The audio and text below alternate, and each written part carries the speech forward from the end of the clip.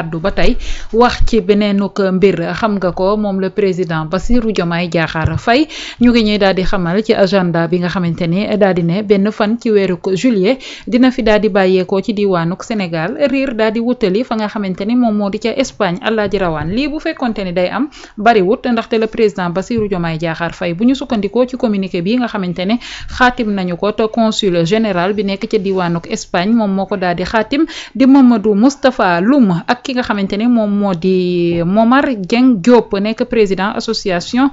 des Sénégalais de l'extérieur nekk foofee ca diwaanuk Espagne ñoom ñoo daal di xaatim boobule communiqué di xam ne ni le président Bassirou Diomaye Diakhar Faye dina daal di ñëw ca diwaanuk Espagne ñëw seet si li nga xamante ni moom moo di les Sénégalais yi nekk foofee benn fan ci weeru juillet atum 2025 ca Séville lay daal di amee moom le président doxalin wu ni mel mu dem seeti ji li nga xamante ni moom moo di ay doomi réewam demut France demut fa di Italie waaye dafa jóg directement utali fa nga xam ne moom moo di ca diwaanuk Espagne le pourquoi ak choix bi.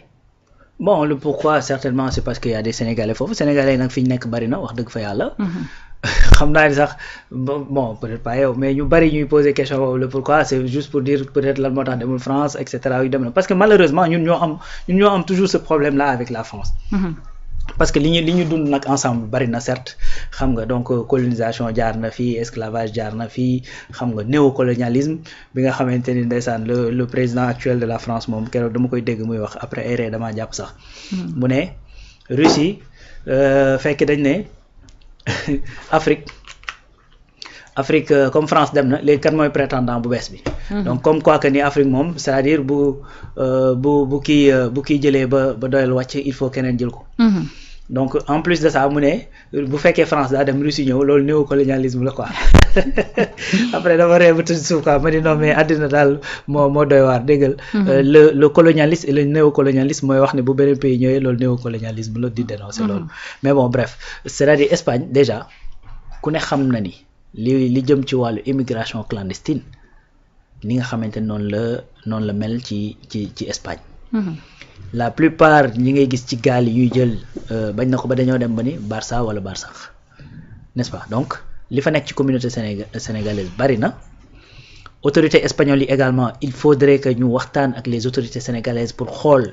yan mesures la ñu mën a mettre en place ba risque yi nga xamante ne sunu jeunes yi ñu ngi koy jël di jaar ci gaal yi dem ci Espagne ñu mën koo wàññi. Donc cette collaboration forcément je pense que dana jouer un rôle nu ma koy tuddee dina nekk une place fondamentale ci li nga xamante ne moom la ñuy waxtaanee foofu. beneen affaire mooy itam dafa am ce qu'on appelle l'immigration circulaire bi nga xam ne dafa am suñu diggante ñun aussi ak Espagne. parce que ñaari type d'immigration yooyu fu mu toll nii moom mooy def l'actualité. mooy immigration bi nga xamante ni c'est irrégulière la plupart des jeunes di bëgg a dem Espagne. ñu ci bari ci ñoom di ñàkk seeni bakkan ci loolu bi ci géej gi. Espagne ci boppam bëgg nañoo trouver solution ci loolu fexe ba nga xamante ni raz de marée boobu nga xamante ni am na ci ay immigration clandestine jëm ci ay frontières am mën a wàññeeku loolu nag pour nga mën ko def il faut nga waxtaan ak autorité dëkk ya nga xamante ni fa la loolu di jóge donc je pense que cette question de l'immigration clandestine ni nga xamante ni noonu la ko autorité doon waxee bi nga balaa ñu ñëw au pouvoir je crois que ils ont l'obligation dox ci ay jéego yoo xamante ni danañ ci mën a trouver ay solutions mooy ay partenariats yoo xamante ni peut-être mën nga ko am ak Espagne ak yu demee noonu. ay formation yoo xamante ni la ñuy dem Espagne di ko liggéey si nga dépêcher des nu ma koy tuddati ay experts espagnols yoo xamante ni dañ ñëw ci Sénégal former leen fii sur place ngir la ñuy dem di liggéey foofu ñu mën koo investir fii ci seen réew mën ko fay liggéey. dem itam gis ña fa nekk conscientiser leen xam leen ni lu ngeen mënti yàgg bitim réew maanaam ab ëkk lu mu yàgg-yàgg ci ndox ci dex du ko tax a doon jasit donc lu ngeen yàgg fii itam du leen tax a doon espagnol toujours vous restez des Sénégalais c'est la diaspora sénégalaise nag dafa nekk effectivement une diaspora bu nga xam ne Sénégal dafa compter ci ñoom c'est pas pour rien qu'on parle de patriote bonne am un projet de banque boo xamante ni dafay mën a capter les flux financiers yi nga xamante ni immigrés yi dañ koy dugal fii ci réew mi n'est-ce pas donc boo xoolee en 2024 1800 milliards de flux financiers yoo xamante ni ci immigrés yi la jógee ñëw ci biir réew mi c'est-à-dire FMI bu fekkoon dafa defoon ay décaissement 1150 milliards te c'est sur plusieurs années su ma juumul donc ci benn année les immigrés ont été capables d'envoyer au Sénégal 1800 milliards c'est-à-dire c'est des braves ñoo xamante ne bu ñuy dem parfois ci demin yu méttee la ñuy dem moo tax des fois boo gisee sax ñu leen traité yenn yi sa xol di tooy moo tax des fois sax doo bëgg da ngay bëgg fi ne finalement ñibbi si leen et cetera parce que da ngay xam gars yi bu ñu génnee lan la ñuy daj tumuranke bi ñuy nekkee te dara waralu ko lu dul effectivement njaboot gi ak Sénégal donc loolu ñu mel noonu nag je pense que boo ko amee ñu bokk ci sa biir njaboot bokk ci réew mi ngay jiite c'est normal de temps en temps nga dem ci ñoom waxtaan léegi nag choix wu Espagne choix la bu stratégique à la fois mais également choix bu important stratégique dans quel sens parce que également route bi nga xamante ni moom la immigration clandestine bi di def surtout ci gaal yi parce que boobu moo ëpp lu muy indi ay lor n'est-ce pas Barça moo ëpp lu muy indi ci ay lor donc c'est normal que président boo xamante ni jeune la nekk xale xam nag luy galère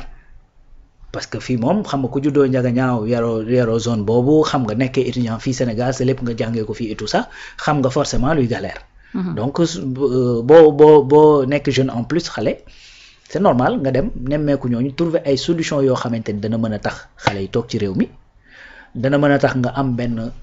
nu ma koy tuddeeti benn coordination avec l'État espagnol pour mën a trouver ay solutions concertées ci coow loolu mais également cette immigration circulaire su nekkee loo xamante ni mën na gën a yokk gën a yaatu dana mën a permettre également ñi nga xamante ni coûte que coûte bëgg nañoo dem parce que tamit dans un pays quelle que soit la situation de ce pays il y aura toujours des gens qui voudront partir loolu moom mooy dëgg ak réew ma loo mu neex fu mu toll nii y a des Espagnols yu nga xamante ni génn Espagne rek lañ bëgg alors que am na Sénégalais yoo xamante ni ils sont capables de risquer leur vie pour dem Espagne donc àddina moo tëddee noonu léegi nag loolu il faut nga organiser ko de telle sorte que di nga mën a de façon concertée encore une fois ngay mën a jël ay xale di yóbbu ñuy dem di am expertise di dellu si maa ngi fiy rappelé Japon du Meiji à partir de 1868 c'est-à-dire c'est des jeunes yoo xamante ni état moo leen di jël fayal leen seen billet jël leen en charge yóbbu leen Europe pour ñu dem xooli Europe nan lañ def ba développé pour dellu si waat ñëw jox loolu seen réew pour mën ko transformer donc quel que soit alpha comme il faut que les gens bougent il faut que bouger boobu nag yow comme mënoo koo tere il faut que nga encadrer ko donc encore une fois Espagne nekk benn loo xamante ni kii te gis nga Espagne entre Espagne ak Maroc dafa am ay foo xamante ni surtout biir Maroc. jàllukaay la en plus mais da ngay dem foofu gis nga mës naa dem Tanger Binta. je te garantis ma gis benn peloton de personnes yu dox di ñëw fekk jour boobu ci police bi laa ñëwoon doon récupérer effectivement sama carte grise. bi ñu toogee bi ñu taxawee noonu léegi ki ñu indi woon foofu guddi gi daf ñu defar reer bool bi des après ñu dem ci buntu police bi di xaar mu ñëw ñu teg bool bi noonu ma jékki-jékki benn groupe de personnes di ñëw bi ñuy ñëw c'est-à-dire tellement les gars dañoo ñàng bi ñu ñëwee ba gis bool bi tege noonu après kenn ci ñoom daal di ñëw tijji bool bi mu ko tijjee mu gis ni lekk la des na lu bari et tout ça après mu jël ko bon ma ne ko kiiwal mu jël ko moo gaay après ñu xewlu noonu yàlla xam na ni gis nga waaj bi mu waxee olof dama tiit. loo ko tegoon. mais mënoo imaginer ne kii Sénégal am Espagne. c'est-à-dire c'est une catastrophe foofu mais lu méttee laa lay expliquer nii. des gens yoo xamante dañuy def ay 3 ans ñii ay 4 ans ci àll bi dañuy dem a dem ba dootuñu doo xam gars yi lan la ñuy nduróol bu ñuy dox nii ci mbedd bi da ngay gis naari bu ñu leen seenee dañuy daw di teggi mais une difficulté boo xamante ni vraiment moo tax gis nga boss nii. ñiy wax naan li muy def ak et cetera dañoo xamul la réalité bi nga xamante ni moom la par exemple Khadim Bamba Fall di fekk bu demee foofu. j'ai vu des images yoo xamante dafa dem foofu. mais c'est une réalité qui est catastrophique laa la wax dañoo dem a dem ba dañoo interdire à Tanger ñuy louer par exemple chambre d'hôtel koo xamante ni amul 4 séjours donc suñ la defee noonu après nan ngay def ci mbedd bi ngay fanaan sedd beeg tout ça. cette réalité là existait foofu. j'ai vu koo xamante ne un jeune boo xamante ne dafa jël ay bagages dafa yoroon fii boutique benn copain am ne ko pour na ñëw foofu ñu dem mu jaay boutique bi fii dajale xaalisam ñëw mottalil copain bi ñu jël gaal gi suux moom mu décédé yaa ngi dégg. te ba muy ñëw maanaam bon je veux pas kii balaa ñuy parce que sinon ki mu concerne dina xam ni moom laay waxal. tu vois donc moi là je vais pas donner trop de détails. mais gis nga saway loolu mais catastrophe bi ne foofu moo tax le fait que le président Bassirou Diomaye choisir effectivement Espagne pour dem fa nii waxtaanee c'est pas fortuit et le fait que mu demoon effectivement Mbour fii ba gars yi naan wooy nii la xari jaar ak yu demee noonu opération yoolee bëgg ko sax def benn kaf parce que Sénégal moom loo fi wax ñu kafee ko da ngay xam ni lii lu ko ñor la parce que loolu ñi nga xamante ni ñooy dem nekk foofu maanaam mënoon nañoo amal njëriñ réew mi parce que réew jeunesse am moo koy tabax muy ndaw ñi exactement ndaw ñi di génn dafa métti. merci beaucoup réew ay ndawam ñoo koy tabax. donc loolu yow boo ko dee gis nga nekk ndaw yow itam nga xam ni xam nga peut-être yàlla moo ñëw ak ay dogalam nga nekk ci benn station bi mais am na nu mu doon demee nga nekk ci seen même position. boo ci doxul ay jéego rek c'est-à-dire da ngay nekk en porte-à-faux même avec toutes les valeurs yi nga xamante ne moom nga doon défendre moo tax vraiment voyage bi man je l'encourage peut-être que nag am na yeneen yoo xamante ni yóbbu na ko fa. mais c'est juste man jàngat bi ma ci def la xëy na nag y a d'autres réalités ak d'autres choses yu nga xamante ne dina bu demee dana ko fa lijjanti ci ay wàllu coopération yu demee noonu. mais en tout cas je pense que l'immigration clandestine dina nekk un point central ci li nga xamante ne moo ko yóbbu foofu cette immigration circulaire également jàpp naa dina nekk un point central ci li nga xamante ne moo ko yóbbu foofu. Alaaji Rawane ba tey ci question boobu ci lay des le pourquoi le président Bassirou Diomaye Diakhar Faye am ministre boo xamante ne moom moo yor wàllum affaires étrangères di Ndeye Yacine Fall mission wu ni mel Ndeye Yacine Fall mënoon na daal di dem gisante ji ak li nga xamante ne moom moo di les Sénégalais de l'Espagne waxtaan ak ñoom ci jafe-jafe yi nga xamante ne moom la ñu nekkee gisante tamit ak les autorités compétentes yi nga xamante ne ñoom ñoo nekk Espagne et que le pourquoi le président Bassirou Diomaye Diakhar Faye jóg déplacé wul boppam. ah bon waaw c'est question boobu moom en fait déjà lu ma koy tuddee lu benn mën ñaar ko dàq. en plus dayoo yi bokkul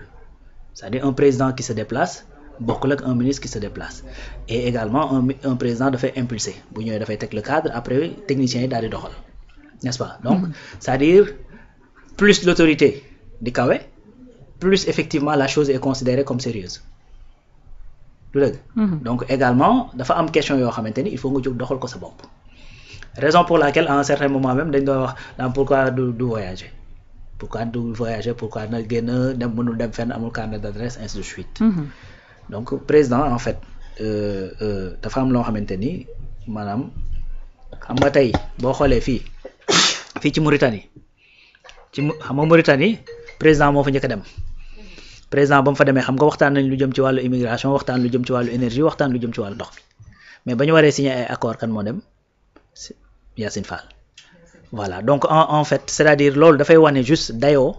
ak sérieux bi nga xamante ni l'État du Sénégal jox na ko cette question de l'immigration clandestine et puis cette question des Sénégalais yi nga xamante ni dañoo nekk en Espagne donc il faut juste comprendre par là-bas parce que tey président dafay wut équipe parce que mënta dem fépp